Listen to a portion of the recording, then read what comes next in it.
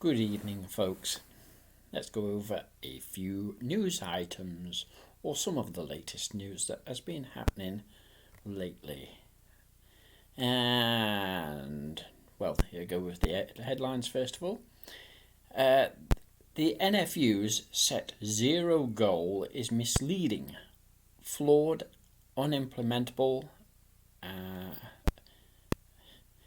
This is to do with animal farming and the NFU setting their own standards to reduce climate damage. highly sort of twisted figures to make animal farming look good. Next item, London Zoo is in trouble. Should we let it fail? It's in trouble because of the pandemic, no visitors, and still all the costs that's required to feed all the animals, to constantly update everything to, lots of things. It's a massive drain on the resources of taxpayers. Actually, it is taxpayers that's paying for it. Yes, we should let it fail. It should fail. It's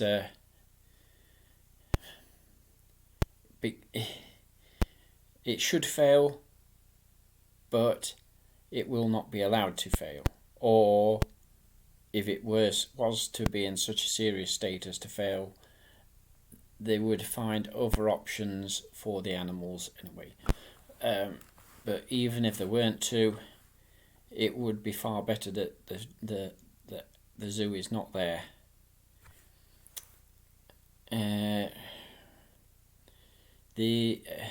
Another news item. It's more for everything rather than it is just for veganism. But it's just the Kill Bill the protest bill that's going through Parliament at present. It's a right mixture because of its. There are things within the bill that lots of people would want to happen, but there are lots of things that certainly on all protest sides would not want it to happen. So many of the things that they're going to pass within the bill are things that protests actually made them want to actually pass those things on in the bill, and yet they're wanting to attack protests at the same time, meaning that there would be eventually less things that they would put into bills or things that would be taken seriously. So they're going on supporting what protests did before, at the same time as attacking protests to prevent further progress. The fishing industry conspiracy to stop Seaspiracy. Yes, this was a leaked document that talks the fishing industry in America itself, not USA. All their industry, 3/4 of their industry is led by this one body where this leak has come from. And they've already got plans, which no doubt most other places around the world have the sea fishing communities and everything, to combat the Seaspiracy documentary.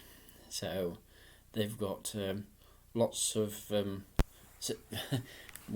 they have to be lies that they've got to actually cover themselves with, sort of thing, to cover that what will be exposed in the Seaspiracy documentary, which comes out on the 24th of March this year.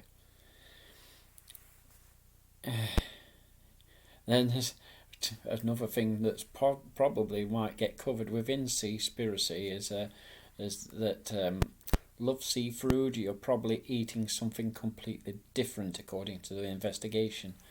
This is an investigation whereby samples were taken of fish meals at restaurants and takeaways over a large area.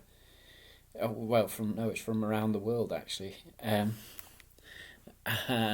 30% of all the samples that were taken were not what was advertised on the food menus themselves. And a sizable portion of them were actually pig and not fish at all. So people are eating fish when that they think is fish, when it's actually pig. Can't make these things up, can you? Well, these are the truth, the full truth. China abandons animal testing on the most cosmetics, but is it far enough? Oh, yeah. Well, no, of course it's not, because there's still some stipulations to do with the new ingredients or new chemicals that might be brought up still. But it is a big thing because of that. It probably is getting it down to what most of the rest of the world is accepting in not testing on animals, because of even in Europe, individual items of chemicals that will go to some cosmetics are still being tested, and this is basically what China's coming down to. The vast majority of testing that's done on animals will not happen anymore, but it will rely on tests that have been done elsewhere. So if certain countries have been still testing on animals or whatever, then there's still a massive mix-up in the actual industries themselves as to be preventing this.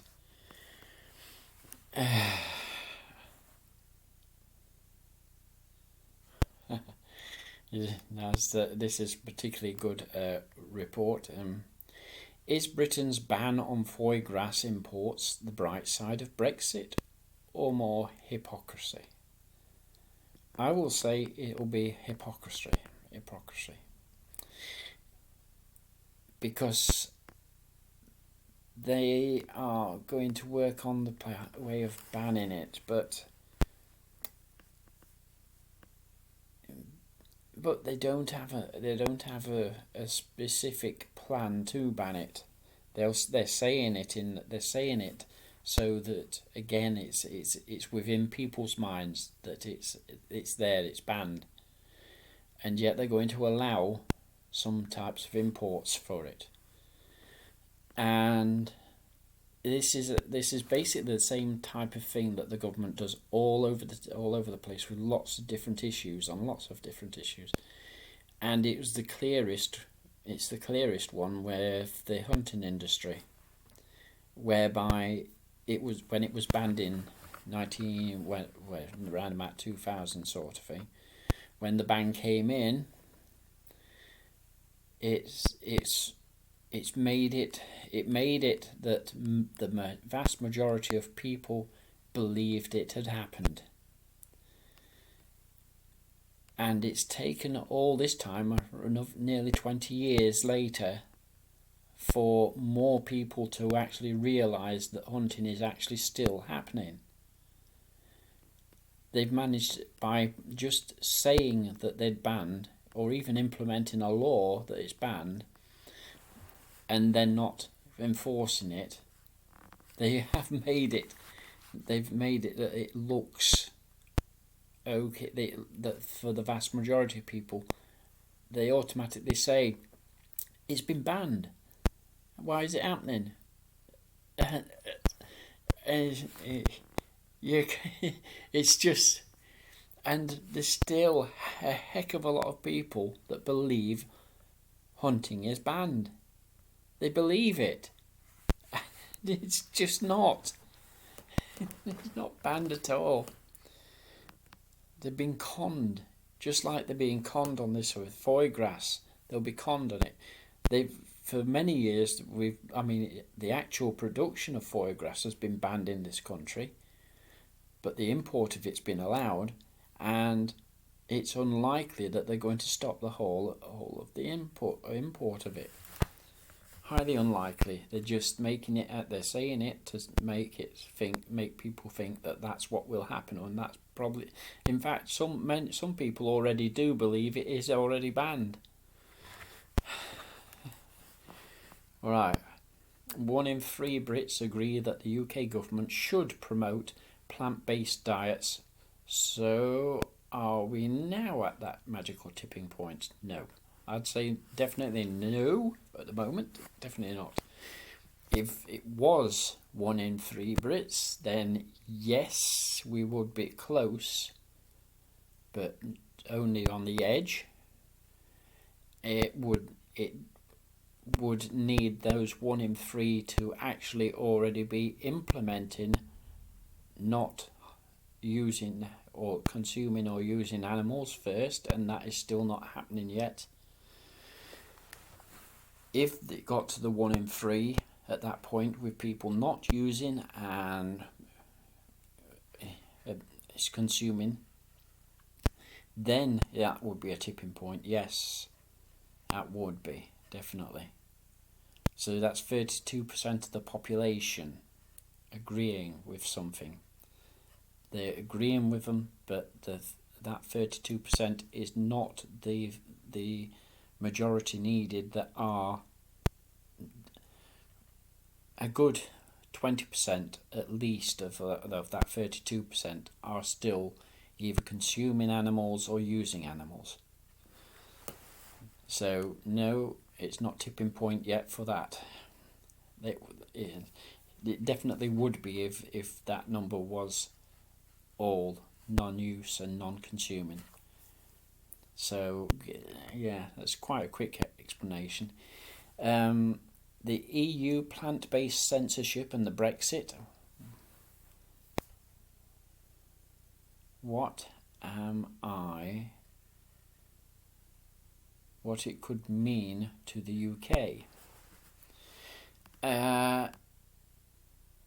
What it will mean to the UK is that the UK will, in most part of whatever that plant-based censorship is,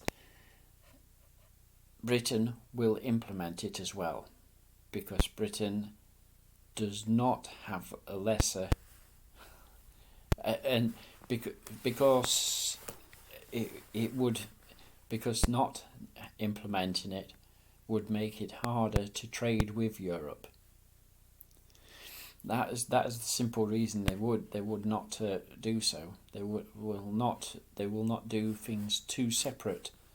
They'll do the odd things, but they will not do the majority. They will go along with the alterations of what milk is called, what dairy is called. They will go along with whatever the European Union implements. And the trouble is, we are weakened by being outside of Europe in this sort of battle, because we do not have the influence that we would have had within the EU on stopping this ridiculous thing by the dairy farmers and meat industry to have these names altered. The basic parts of it is that milk, they don't want plant milks using the milk. They don't want the plant milks using dairy. They don't want yogurts using dairy. They don't want cheese being called cheese because of just because of that. Their only main argument is that the public are confused, which is not wrong, not in the slightest right. And if we were still in Europe, our animal charities would easily be able to persuade the rest of Europe that this type of censorship of plant equivalents of meats and dairy, we could persuade them that it is ridiculous. We know that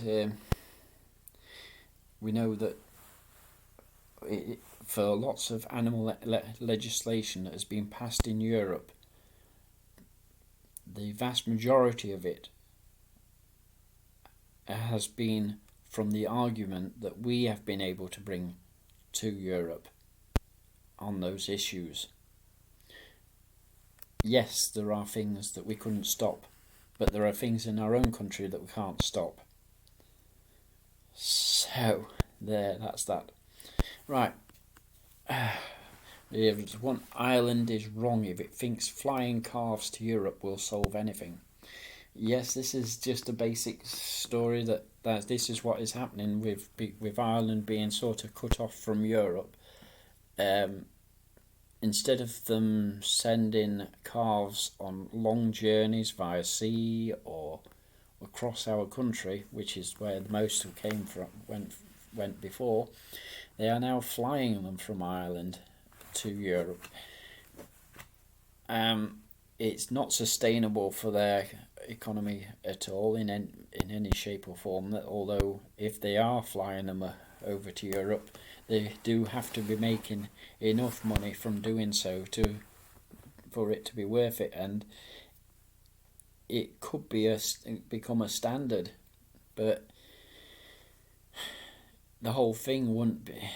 There's not a lot of difference between transporting in lorries across Britain into Europe or via sea, and possibly on a welfare basis. It might possibly be better by plane than at sea or land anyway. But it's not good either way. And then one little final news piece that's happened relatively lately. Who would want to be a farmer? The burden on mental health. And this is quite clearly something that would be happening. Many farmers, they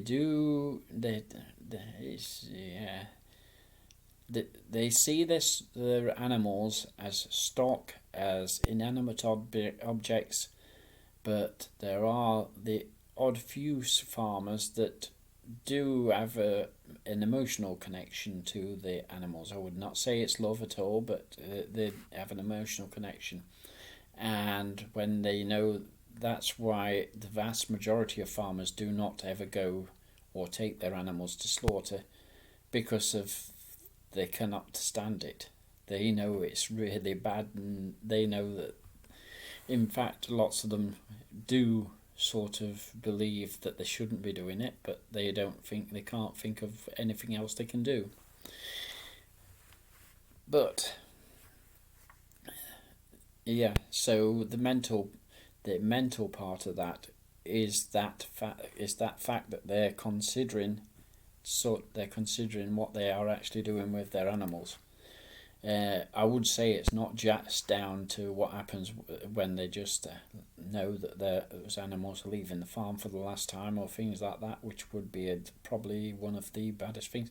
But it is also their treatment of animals on their farms as well, and what they know that sometimes their workers do if it's not them themselves that's causing some sort of abuse to the animals. So there you go, a few very quick news items that have come up with this month. These are just news items that have happened this month so far, and we're still not at the end of the month yet. Yeah, and there are other stories that I've not covered. I can't quite think of them at the moment either, but I do know there are other stories as well that have happened this month. Well, that was surge through a few items there. Can't think to pick of anyone. I made a bit of a mess when talking about the zoo thing, because of obviously it's much more complex than just whether the zoo is there or closes down. It's to do with everything, with moving animals or supporting the thing. The thing is, zoos do not need to be there in existence at all. The money that it's costing to just even run these zoos is enormous, far more than the public that go to actually see those animals. It's the extra money comes from government to maintain those zoos.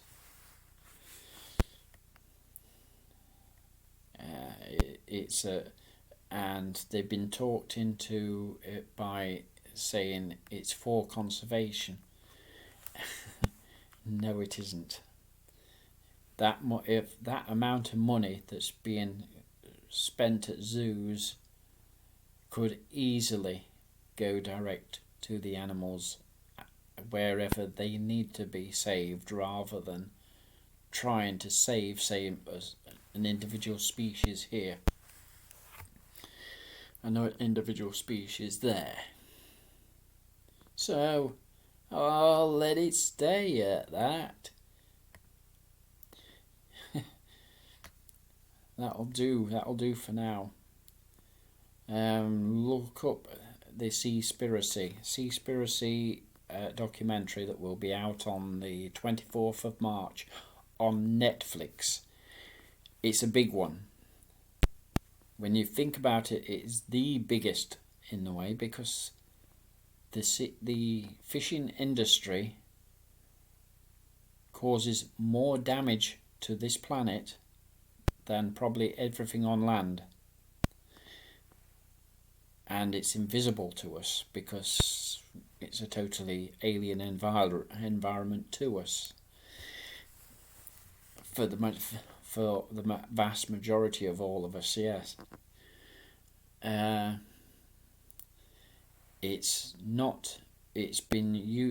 the dumping grounds of the world. More waste of every type, more human waste of every single type on Earth is in the seas all around us than here on land.